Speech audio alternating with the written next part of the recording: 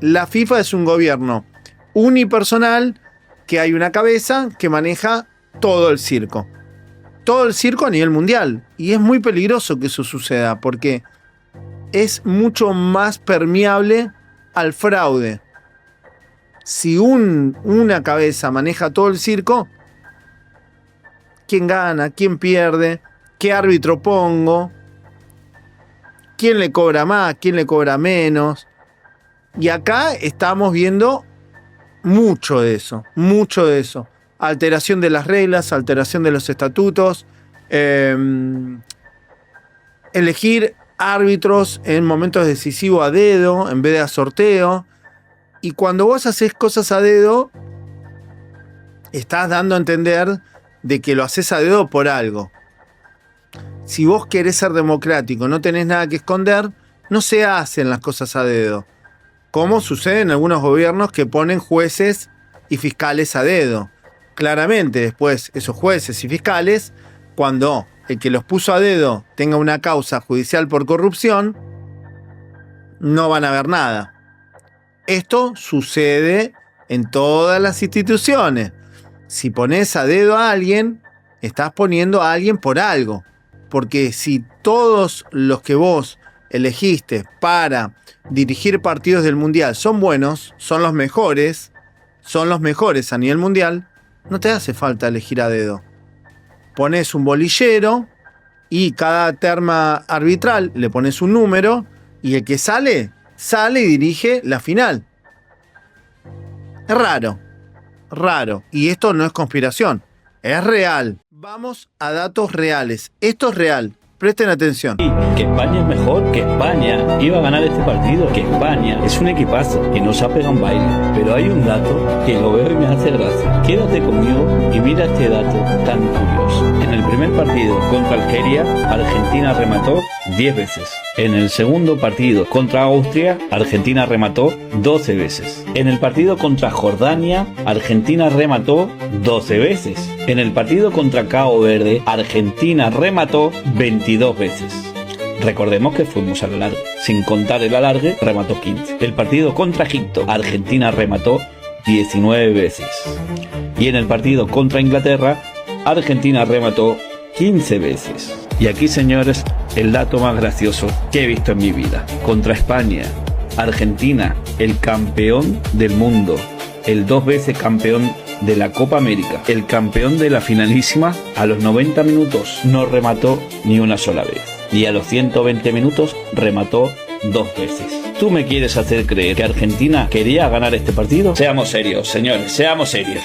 Pero si te ha quedado alguna duda, y es que dices, es que España no hay quien le llegue al arco, vamos a ver cuántas veces le han rematado a España en el Mundial. Cabo Verde le remató 6 veces, Arabia Saudita 3, Uruguay 5, Austria 5, Portugal 10, Bélgica 5, Francia 10 y Argentina 0. ¿Me vas a decir que no voy a patear un tiro en 90 minutos? Yo, el campeón del mundo, el 2 veces campeón de la Copa América, que tengo a Messi, Julián Álvarez, Enzo Fernández, McAllister, Paredes, no voy a patear un tiro en 90 minutos. ¡Pero venga ya! Datos reales. Mismo árbitro, Argentina pierde sus únicos partidos en el Mundial. Datos reales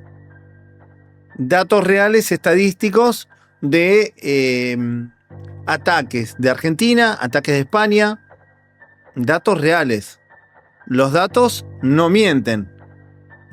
Vos podés jugar mal. Una cosa es jugar mal y otra cosa es estar ausente en la cancha.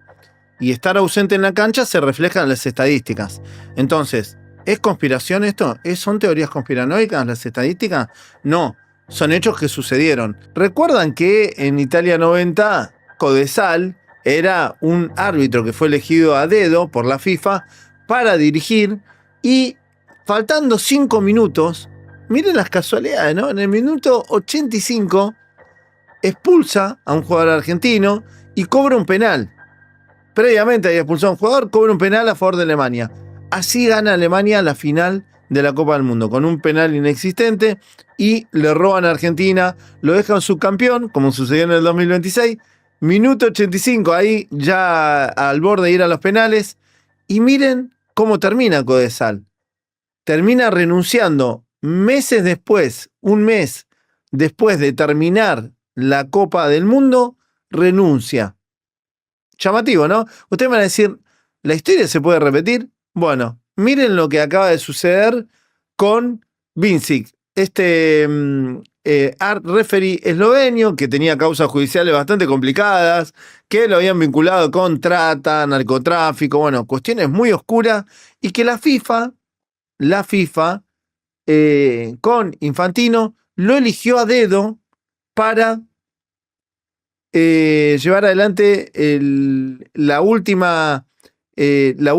último partido de la Copa Mundial a una persona que tenía antecedentes bastante pesados. Bueno, lo eligieron a dedo a este señor.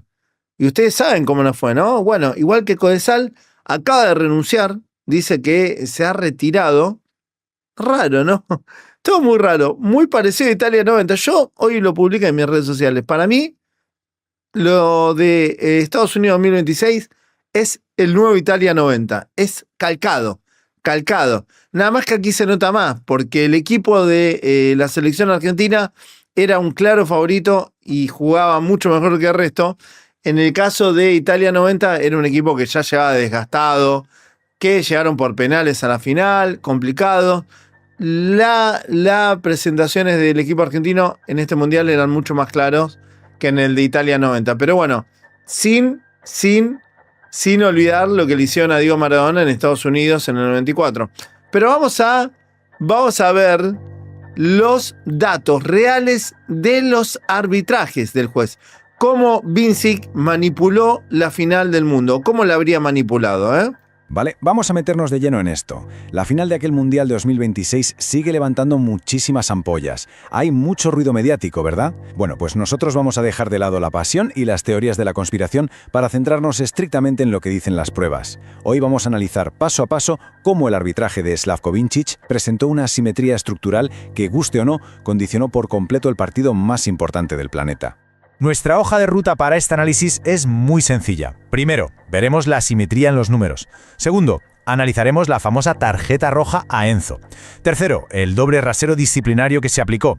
Y para terminar, cómo todo esto tuvo un impacto táctico brutal en el césped.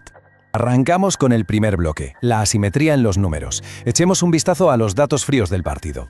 Si miramos el recuento total de faltas, la verdad es que la cosa estuvo súper igualada. Hablamos de 24 faltas cometidas por Argentina frente a 21 por parte de España, prácticamente calcado. Fue sin lugar a dudas un encuentro intensamente físico donde ambos equipos intentaron imponer su ley y cortar el juego del rival metiendo la pierna. Hasta aquí, todo normal. Ahora, lo verdaderamente interesante de estos números es el contraste absolutamente brutal en el castigo. Por 24 infracciones, Argentina se lleva 5 amarillas y una roja. Y por las 21 infracciones de España, 0 tarjetas. Absolutamente ninguna. Hablamos de una disparidad masiva e innegable para un número de faltas que es casi idéntico. Este es el primer síntoma claro de que el umbral de lo permitido estaba, como mínimo, descompensado. Pasamos al segundo punto, y seguro que este momento os suena, la polémica tarjeta roja a Enzo Fernández y toda la locura del minuto 92. A ver, para entender bien esa expulsión hay que rebobinar un poco y mirar de dónde viene su primera amarilla. No fue por una entrada temeraria que va, fue simplemente por protestar. Rodri hace una falta clarísima que se queda sin pitar y Enzo se queja. Castigar un gesto así de disconformidad en toda una final del mundo demuestra un nivel de exigencia arbitral extremo que, curiosamente, solo parecía existir hacia una mitad del campo. Y luego llega la segunda amarilla. Si analizamos la secuencia poco a poco, la historia cambia bastante. Fijaos bien, primero vemos cómo Enzo frena en seco justo antes del impacto. Y segundo, mirad el movimiento de Pau Cubarsí. Inicia un salto hacia arriba. Es un movimiento bastante antinatural para un choque frontal, ¿no creéis? Esto nos indica que hay una responsabilidad compartida clara en la colisión y no una simple entrada imprudente del jugador argentino. Y no es algo que digamos solo nosotros. Multitud de análisis han señalado exactamente lo mismo. Como vemos, el contacto real es mínimo, seguido de una caída, digamos, bastante aparatosa. Pero sinceramente, lo que más sorprende de todo esto no es el choque, sino el silencio sepulcral del VAR. Ante una duda tan razonable, en una decisión que altera por completo una final de un mundial, no dijeron ni pío. Lo que nos lleva de cabeza al tercer punto, el doble rasero a la hora de aplicar el reglamento. Recordemos que para este torneo la FIFA introdujo una nueva norma muy estricta, la llamada Ley Vinicius Prestiani. Y la regla no admite matices. Busca sancionar con roja directa a cualquier futbolista que se tape la boca para ocultar un insulto en medio de un pique o confrontación.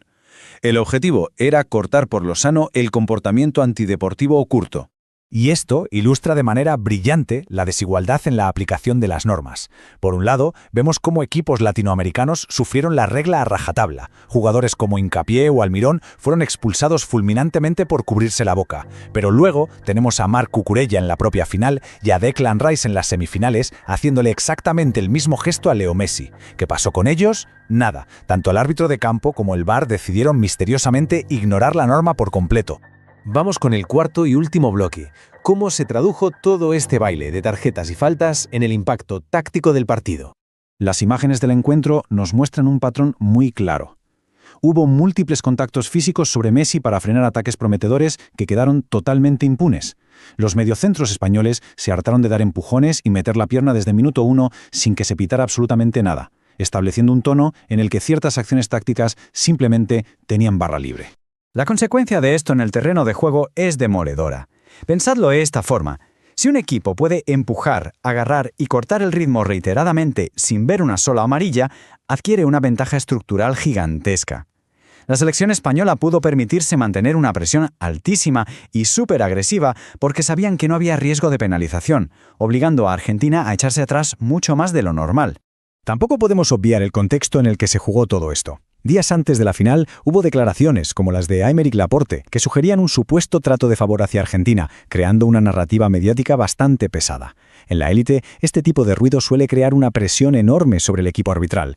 Muchas veces, de forma inconsciente, acaban sobrecompensando, volviéndose excesivamente tiquismiquis con unos y mirando para otro lado con los otros. Al final, juntando los datos puros y las imágenes, la conclusión cae por su propio peso. El criterio arbitral no estuvo nada equilibrado. El estilo de juego argentino tiene una identidad que se basa en la intensidad y la pasión a la hora de disputar el balón. Para que ese estilo brille con justicia, necesita un terreno de juego imparcial. Si perdonas las faltas tácticas sistemáticamente a un lado y castigas con expulsión una mínima queja del otro, nos queda una reflexión ineludible. Cuando la balanza se inclina de forma tan estructural, ¿estamos valorando realmente quién es mejor jugando al fútbol o simplemente quién sabe aprovechar mejor un contexto arbitral asimétrico? Los datos matan el relato, ¿no? Entonces acá no estamos hablando de teorías conspiranoicas, sino de todo lo contrario. Cuestiones que sucedieron, que son reales, que todos lo pudimos ver y que se pueden probar, se pueden fundamentar. Entonces, este informe viene a sumar, por ejemplo, con el informe de los ataques de cada equipo durante el Mundial, incluso durante el Mundial anterior, que eran prácticamente las mismas formaciones.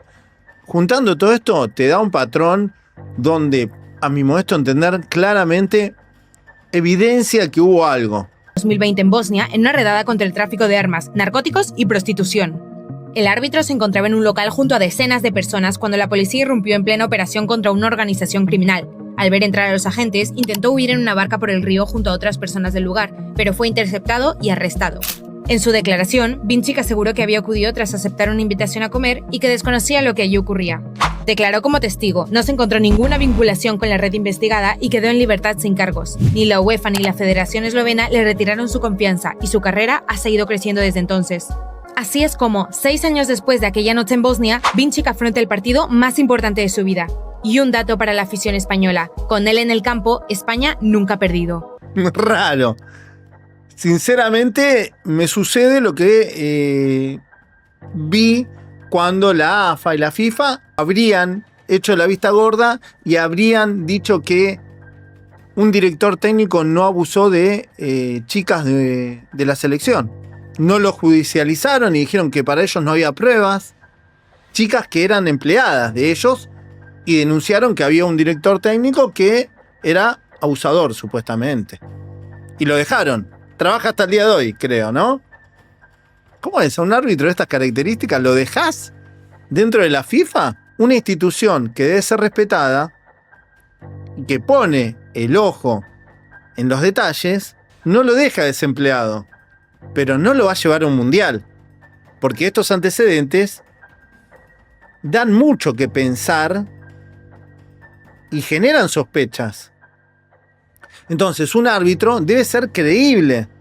Entonces, vos como presidente de la FIFA, no vas a llevar a un referee que estuvo involucrado en semejantes hechos. Por ahí no lo despedís, porque si la justicia no lo condenó, hay que ver, ¿no? Porque también tenemos casos donde intervienen y lo zafan, y después vieron, como yo les dije, si tenés un muertito en el placar y te ayudan, te esconden los muertitos, después eso mismo se usa para extorsionarte y que no hables. Se garantizan tu silencio de por vida.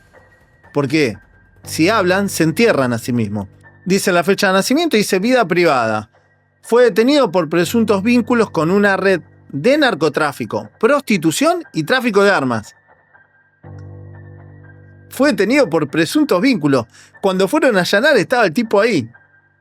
A pesar de todo, tanto la UEFA, que está metida con la FIFA, es parte de la FIFA, como la Federación Eslovena de Fútbol, le respaldaron tras quedar en libertad y confirmarse que no estaba directamente implicado con una organización criminal. Por eso le permitieron seguir arbitrando. Es internacional desde 2010. Esto es real.